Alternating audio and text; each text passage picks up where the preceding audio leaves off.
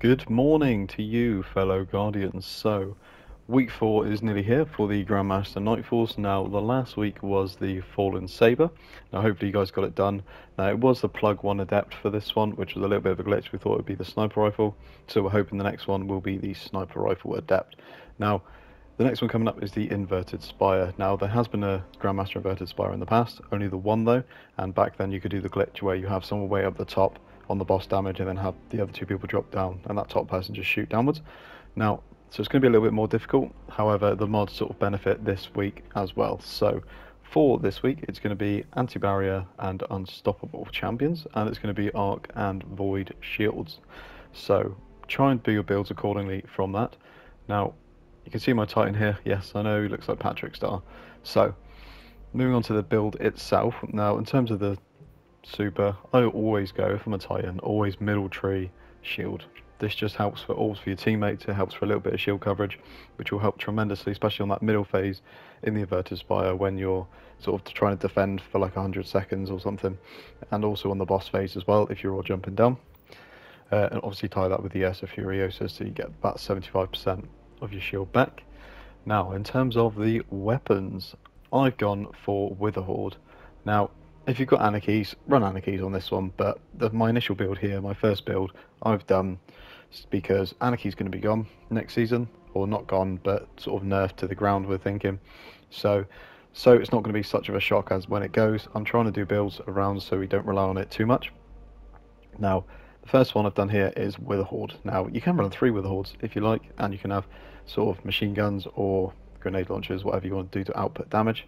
But the witherhoard is amazing, especially this season with the unstoppable grenade launcher, because you can just pop the witherhoard grenade on the floor and it'll just walk around it, and you can just keep progressively putting that on and damaging as well. Now, in terms of the anti-barrier, I've gone for an arc shadow price adept. Now, you can run scouts as well because there's a little bit of all sorts. It's probably nice to have a couple scouts and maybe one auto rifle, just because there is range in the Inverted Spire, but there's also a lot of close range as well. So the shadow price might help to break shields a little bit quicker. Now, you can also run Gnawing Hunger for the void, whatever you guys want to build, sort of talk amongst your team and sort of decide who's going to be running what and when. And I've also gone for a commemoration. Now, the reason I've gone for this instead of a grenade launcher is just because of the output of damage, especially in the close range areas of this Nightfall, because in that middle part when you've got to defend that drill sort of area for a long time, even if you just have one person jump down and 2 people up top, you're still going to need something to output a bit of damage to sort of give them some cover. So that's why I put on the grenade launcher for that, or sorry, the machine gun, with Dragonfly as well, just so the explosions will help, especially in that close range area. Now that's pretty much it for the Titan. I wouldn't run anything else other than Void on the Titan, but that's completely up to you guys, whatever you want to do. Now, you can also do the Thunder Crash if you're more comfortable, but it's nice to have a sort of crutch if you need it. In terms of the Warlock though, Warlocks have been absolutely essential all season. Now, we've done all of the Grandmasters with 3 Warlocks so far, so we'll probably do it the same again.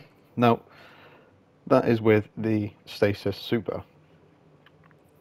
If you're running the Stasis Super, you need this Stasis aspect. Now, I said it every time in every one of these prep videos this season, but you need it. It is essential for completing a Grandmaster very quickly and effectively, and it just makes it so much easier for yourself as well. Now, it's not, you don't need it. You can do it without it, but it just helps so much, so why sort of limit yourself? So, the Bleak Watcher. Now, this is when you charge your grenade, and instead of a grenade, you throw like a little turret which freezes enemies. Now you can tie that with the Glacial Harvest, which is a new one to drop Stasis shards, and fragment-wise, the Whisper of Torment. This is because every time you take damage, you get grenade energy. And now, as a Grandmaster, you're going to be taking a lot of damage, so that is essential. Now the other fragments you're running, it doesn't really matter, whatever you want to use. They don't all benefit too much, but I like the Whisper of Fissures as well. Okay, so in terms of exotics for the Warlock, I like to run the Eye of Another World. Now, if you didn't want to run Stasis, you can always run Chaos Reach with Geomag Stabilizers, just there. Again, just for that output of damage is really, really helpful.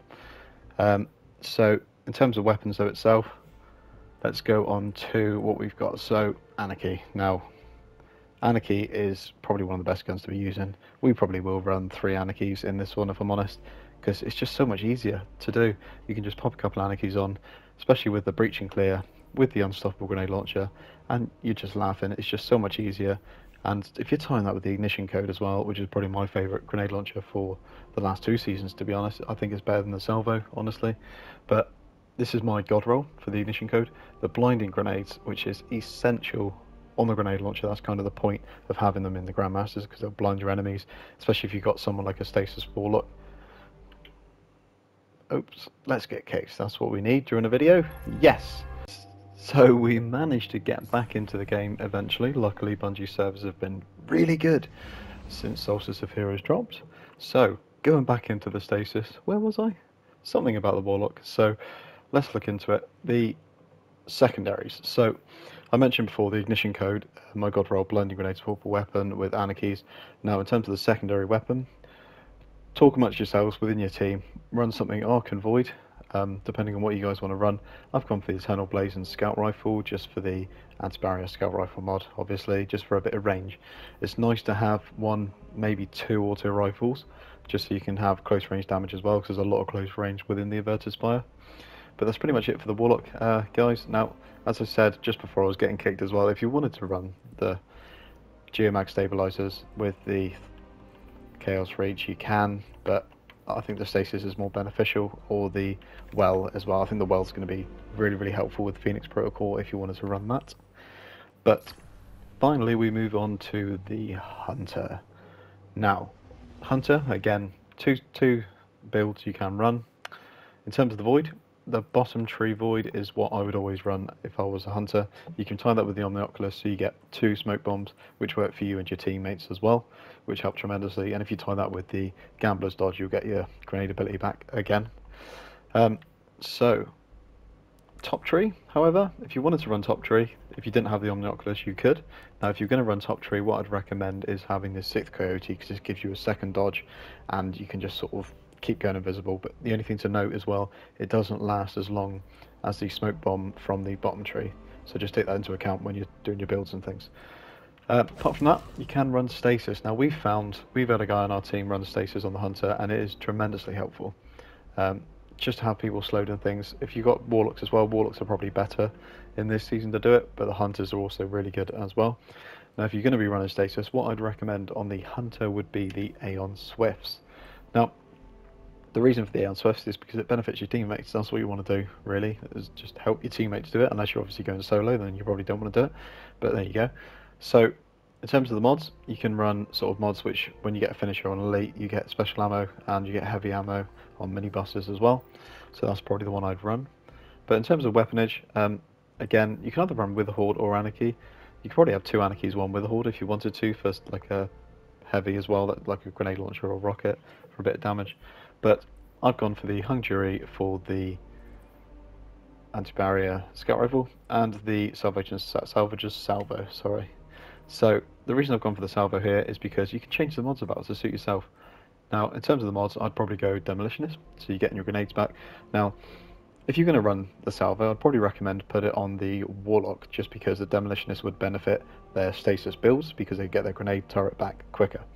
So, in terms of the secondary part though, it doesn't really matter, it's whatever you guys feel comfortable with. I go for Vorpal Weapon, because I prefer it against the bosses and things, but Chain Reaction is also very good, because of that elemental damage explosion, which will be really helpful in the sort of middle area of the inverted Spire.